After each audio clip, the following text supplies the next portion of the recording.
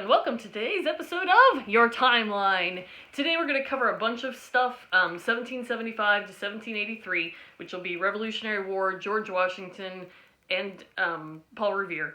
And then we're also going to do the Declaration of Independence, which now includes Thomas Jefferson. We're also going to loop back just a little bit and talk about John Locke, who's up one blank on your timeline, who's new to this timeline, because John Locke's ideas influenced Thomas Jefferson as he writes the Declaration of Independence. So I'm just going to put that into one big story here, and read along and explain it to you as we go. The Revolutionary War was a war of colonists versus the British. And we say colonists versus the British because there isn't a United States yet. So it's not like, we were a separate country who was fighting the British. When we say the British, in today's terms, there is a difference between England and Great Britain. For the purposes of your timeline, I don't care particularly which terms you're using. It is an example of a civil war, which is a war within an us group, and to revolt, when we call it the Revolutionary War, to revolt means to rise in rebellion against some authority. In 1775, the British were one of the most powerful fighting forces on the face of the earth. The colonists did not have much in the way of military training, organization, or weaponry. They were pretty much a bunch of farmers with pitchforks. They were not able to focus a whole lot of their time on military, partly because the British military was their military. They were there to back them up. They were part of England at the time. It would have been silly to start a war against the British. But the colonists were angry and frustrated about how they were being treated by the British. Things like taxation without representation and unfair laws, etc. And they started acting up in a series of little rebellions and battles to express their frustration. Okay, in class when I taught this to you the first time, we talked about it as toddler warfare.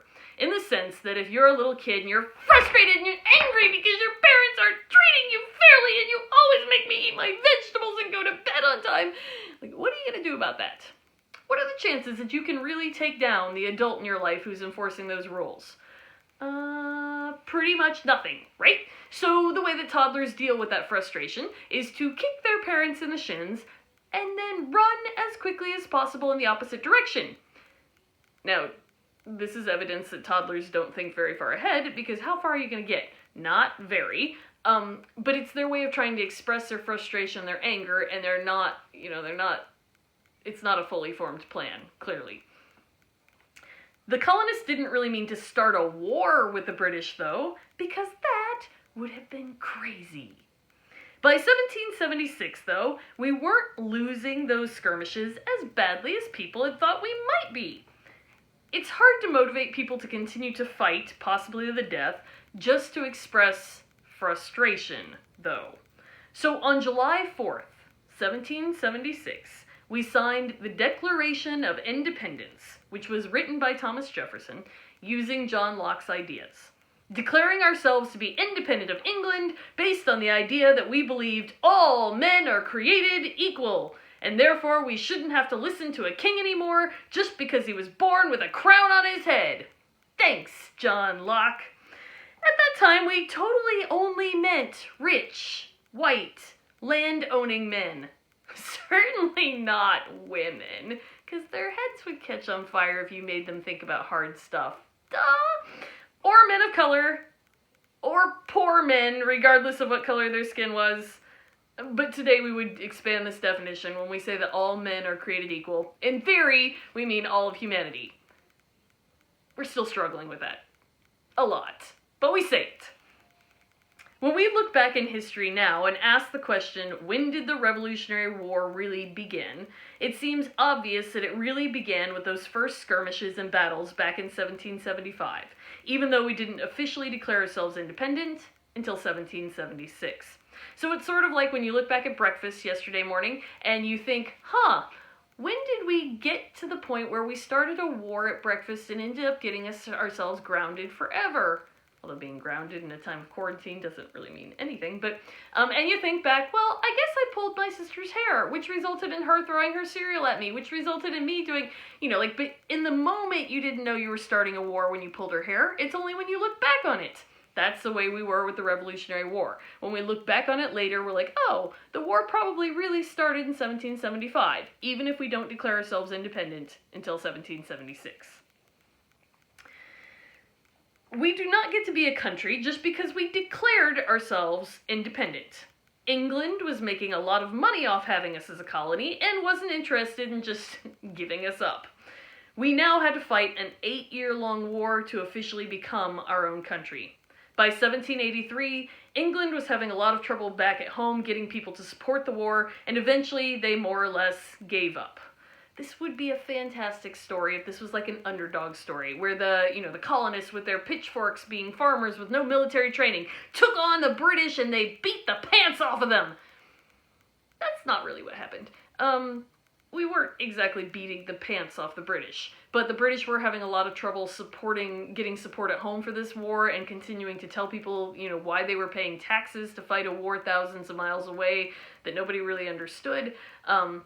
The British had other conflicts going on at the time as well with other people.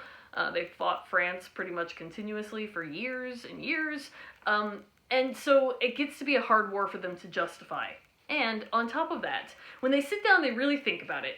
They're like, look, these stupid colonists want to govern themselves. Go ahead, try it. You're going to have to come crawling back to us in a matter of weeks, months, maybe, and beg us to take you back. So why would we keep fighting a war about it when we're just going to end up getting you back anyway? Fine, go ahead and try it. It's like your little teenager rebellion phase. You've gone from being a toddler to a teenager. We're going to let you fail on your own. There's a lesson for being a teenager. Okay. Besides, British leaders were sure that their new idea about trying on democracy, letting people participate in the government, was going to be a huge joke, and we would just fail right away and have to come crawling back to them anyway, so it was a pretty safe move. George Washington was a military leader during the Revolutionary War and gained the trust and respect of his troops and political leaders of the time. At the end of the Revolutionary War, our first attempt at a government was called the Articles of Confederation.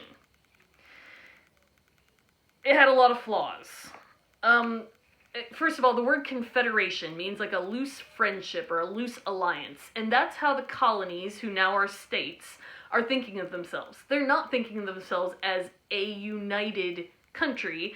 They're thinking of themselves as each little individual state who might agree to play together nicely, maybe for a little while today, if I feel like it. Or maybe not. The Articles of Confederation had a lot of flaws. It had a very weak federal government, so it could not force the states to pay taxes. They could ask them pretty please nicely to pay taxes, but the states could say, no, I don't want to. Without tax money, we couldn't raise and support an army. And without an army, we weren't going to last as a country for very long before somebody else took us over. There also wasn't a job position for a president to lead the country. By 1787, we realized that we soon would have to go crawling back to England if we didn't make some changes. So we got rid of the Articles and created the Constitution. The Constitution had a more structured federal government and created an executive branch with a president. Since we were in really fragile shape by that time, George Washington was asked to be our first president. There was no messy election, since he was already respected and had gained the country's trust. At the end of his first 4 years in office, he really didn't want to serve again. But the country was still in pretty fragile shape, so he agreed to serve a second term. At the end of his second term, we tried to convince him to serve a third term, but he refused, reminding us that we had just fought a war to get rid of having a king, and that if you kept re-electing him as king president, over and over again, it didn't matter what you called him, you pretty much had a king. This set a precedent, which is a fancy word for tradition. It's spelled Precedent, a precedent, that the president should serve no more than 2 terms, which lasted until Franklin D. Roosevelt was elected for 4 terms, at another point in history when life was pretty scary, and we as a country were clinging to someone who felt safe and familiar. Then we move on to Paul Revere here. Everyone thinks Paul Revere was this valiant hero guy who rode around on his horse warning the colonist militia, the British are coming, the British are coming, the British are coming! And he probably did, but why he's really famous is because his name rhymes with stuff. And Henry Wadsworth Longfellow, a famous poet, wrote a poem in 1860, way after Paul Revere was dead, about the Revolutionary War, and he used Paul Revere as his main hero. After that, everybody thought they should know who he was, so he becomes famous. Because his name rhymes with stuff. Okay, thanks.